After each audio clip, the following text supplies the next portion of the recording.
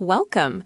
You're listening to Chapter by Chapter Classics, the short-form classic literature podcast, where each episode walks you through a few chapters of a great book.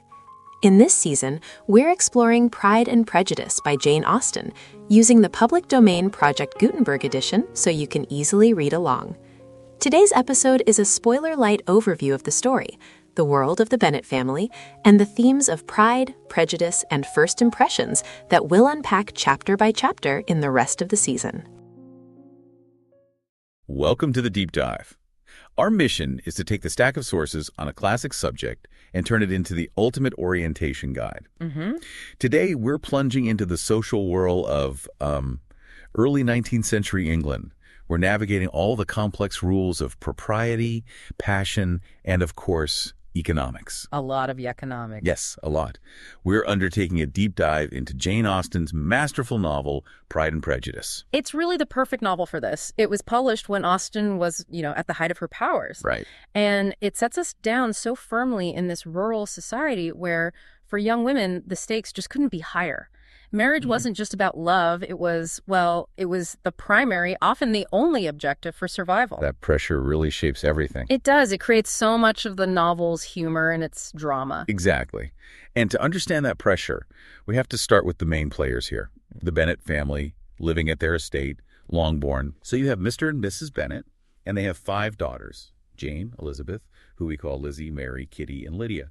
And they are living under this massive financial ticking clock. That clock is the entail. And the sources, they rightly call it a grievous affair. What does that mean exactly? The entail. Well, the Longbourn estate isn't really their property to just distribute as they wish. By law, it's all tied up. It must pass to a male heir. And they have no sons. No sons. So in this case, the heir is their completely peripheral cousin, Mr. Collins. This means the 5 Bennet girls, they face potential destitution when their father dies. They have no safety net. And that explains Mrs. Bennet. It explains everything about Mrs. Bennet. It's why she is so frantically focused on securing an establishment, a financially sound marriage for every single one of them. Okay, that context really changes how you see her. Her behavior, which can be so exasperating, it actually springs from this very real fear. Precisely. Mr. Bennet, her husband, he sees her as a quite irreclaimable fool. But what does he do? He just retreats into this cynical detachment. He's a man of wit and sense, but... He is, absolutely. And the sources highlight that his only defense against the constant noise and vulgarity of his wife is the ironic. His remarks are brilliant. They're hilarious. Oh, they're acutely delightful.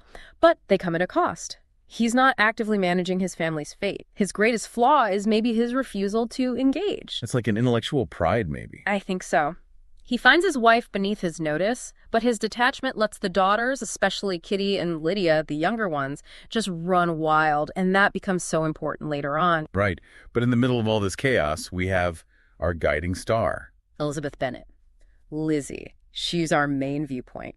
And she's distinctly clever. She's witty, playful. And she has fine eyes. She has fine eyes, and more importantly, this desirable fearlessness that just makes her stand apart from everyone else. So the stage is set. A family desperate for financial salvation, guided by the witty but, sometimes reckless Lizzie. And then the action begins. With the arrival of 2 incredibly eligible bachelors, they lease the nearby estate, Netherfield. The catalyst. The catalyst we need. So first, you've got Mr. Bingley. He is single, he's amiable, and he has a huge fortune. 4,000 or 5,000 a year. By all accounts, a charming neighbor. And then you have his friend, the counterbalance to all that charm. Yeah. The man who throws everything into chaos. No. Mr. Darcy. Ah, Darcy. He's significantly richer. The sources confirm he has a clear 10,000 per annum. Wow. And he's from this magnificent estate, Pemberley in Derbyshire. I mean, to give you some context, Bingley's fortune is massive. It puts him in the wealthy gentry. Right. Darcy's income is astronomical, £10,000 a year. That put him up there with the highest titled nobility. It's an almost royal sum of money. So he is, I guess, justified in having a certain level of self-regard just based on his social standing. To a point. But is that level of wealth enough to excuse his behavior at the first ball? The one that kicks the whole story off? Absolutely not. And this is where Austen immediately sets up her big themes. Pride, prejudice. Exactly. The entire neighborhood, they sense his wealth. They want to like Darcy. But he just refuses to engage. He's immediately judged as proud, conceited, just terribly reserved. And then he commits the ultimate social offense against Elizabeth. It's unforgivable. At the ball, he is overheard refusing to dance with her, declaring with this palpable arrogance that she is not handsome enough to tempt me. Oof. In that society, to be publicly slighted like that is a deep, agonizing wound. You can just feel the resentment boil. And that dismissal, it perfectly fuels Elizabeth's prejudice against him. She even says later she could easily forgive his pride if he had not mortified mine. It's all about her wounded vanity. It's not an objective judgment. Not at all. And you see the contrast right away in the romances that start to form. Bingley, the easygoing one, he has an instant connection with the oldest sister, Jane. And Jane is beautiful, but she has this great strength of feeling, but also this composure of temper. Meaning her deep affection isn't immediately obvious to everyone, which that causes its own set of problems later. Meanwhile, Elizabeth, still smarting from Darcy's insult, falls completely for the charms of Mr. Wickham. Wickham. The handsome military officer who just so happens to show up. Wickham is the master manipulator of first impressions. He's amiable, he's gentlemanlike, and he successfully paints this picture of being infamously treated by Darcy. He blames everything on Darcy's abominable pride. And Elizabeth, who is just desperate for confirmation that her bad first impression of Darcy was right, she just swallows this story whole. Hook, line, and sinker. It's classic confirmation bias. Which brings us back to the heart of the novel's themes. We have to pause here and look at how Austen, actually through the middle sister, Mary Bennet, helps us distinguish these concepts. It's this moment of surprising clarity, isn't it? In the middle of all the chaos, Mary observes. Pride relates more to our opinion of ourselves, vanity to what we would have others think of us. Okay, so Darcy is pride. Darcy embodies pride, yes. His own high opinion of his status is internal, it's unshakable. Elizabeth's flaw, however, is fueled by vanity. Her desperate need for others, especially high-status men, to think well of her. And because her vanity was wounded, she develops prejudice. Yes, she lets her ego completely dictate her judgment of Darcy. So Elizabeth's internal battle is just a reflection of that brutal, external social clock ticking for every woman of her rank. And that necessity brings us right to the crushing social pressures that drive the whole plot. This book is, it's an unblinking look at the rigid hierarchy of class and the financial demands of an establishment.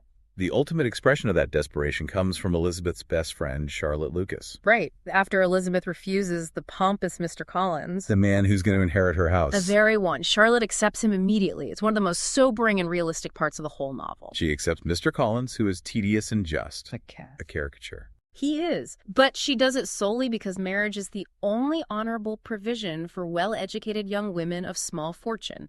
She accepts him instantly, caring not how soon that establishment were gained.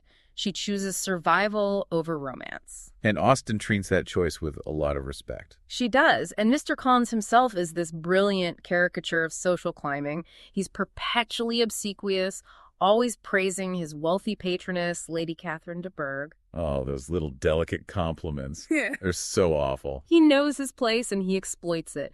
But this theme of a rigid class structure, it's reinforced everywhere. Think of Darcy and Bingley's sisters. Right, Miss Bingley and Miss Darcy. They're constantly sneering at the Bennets' low connections, mentioning their uncle is an attorney in Meryton and another one lives near Cheapside. Wait, hold on. Why is having an uncle near Cheapside such a catastrophic social failure? Because it means trade. The gentry people who own land, like the Bennets, they despised trade. It's the difference between inherited wealth and earned income. The Bennet girls are gentry, but their mother's family, the Gardiners, have connections to this lower professional class. And that's seen as a stain on their reputation. A huge stain, yes, by the aristocratic elite. And no one embodies that arrogance more than Lady Catherine de Bourgh, Darcy's aunt. And Mr. Collins' patroness. She is the symbol of unshakable class rigidity. She really is. She questions Elizabeth about every detail of her upbringing. Why didn't they have a governess? How could all 5 daughters be out in society at once? She is utterly incapable of seeing the Bennets outside the narrow, limiting lens of her own standards. And this is the world that Darcy comes from. It is. It helps explain, if not excuse, his initial pride. Okay, so let's look at the movement of the plot. It's really defined by these major reversals in this long journey toward mutual self-knowledge. The climax of the first half is that disastrous first proposal. The proposal is just a collision of their flaws. Darcy proposes, but He does it in this truly insulting way. He spends more time talking about her inferior connections than he does professing his love. And Elizabeth rejects him with equal fury. She lists all his crimes. His pride, his interference between Jane and Bingley. Right, he thought Jane's affection wasn't deep enough. And, of course, his cruelty to Wickham. It's a total rejection. But that rejection is the mechanism for change, because Darcy then delivers a letter that fundamentally challenges every single one of her perceptions. That letter is the key turning point in the entire novel. What does it reveal? Well, it doesn't just defend Darcy. It exposes Wickham's true, mercenary, and deeply problematic character. It confirms the story Wickham told was a lie, designed to exploit her prejudice. And suddenly Elizabeth is forced into this devastating self-reflection. Yes. She realizes her prejudices have made her weak and vain and nonsensical, and that maybe Darcy's pride was actually justified, an effort to protect the people he cared about from a genuine scoundrel. So we move from this external conflict to this intense internal one. And this shift is reinforced when she later travels and visits Darcy's estate, Pemberley. She thinks he isn't there. A crucial pivot. She meets the housekeeper, Mrs. Reynolds, who gives this unbiased external testimony of Darcy's true nature. What does she say? She calls him the best landlord and the best master. Says he's generous-hearted, kind, reserved, not proud. And this is coming from a servant, someone who's usually invisible to the gentry. Exactly. It forces Elizabeth to seriously reconsider her first impressions. And the change is cemented when Darcy reappears unexpectedly. And his manners are strikingly altered. He is civil, he's attentive, and he actively seeks out her relations, the Gardiners. He's willing to set aside his class pride for her. But this new, kinder Darcy is immediately tested by the ultimate family catastrophe. The elopement. The youngest sister, Lydia, runs off with Wickham. The family faces deepest disgrace because Wickham has no intention of marrying her. This threatens to ruin not just Lydia, but all the Bennet sisters. Their reputation is only saved when an unknown benefactor pays off Wickham's debts and basically bribes him into the marriage. A necessary but pretty shameful union. It is. And it's only later that it's revealed that Darcy was the one who did this enormous secret act.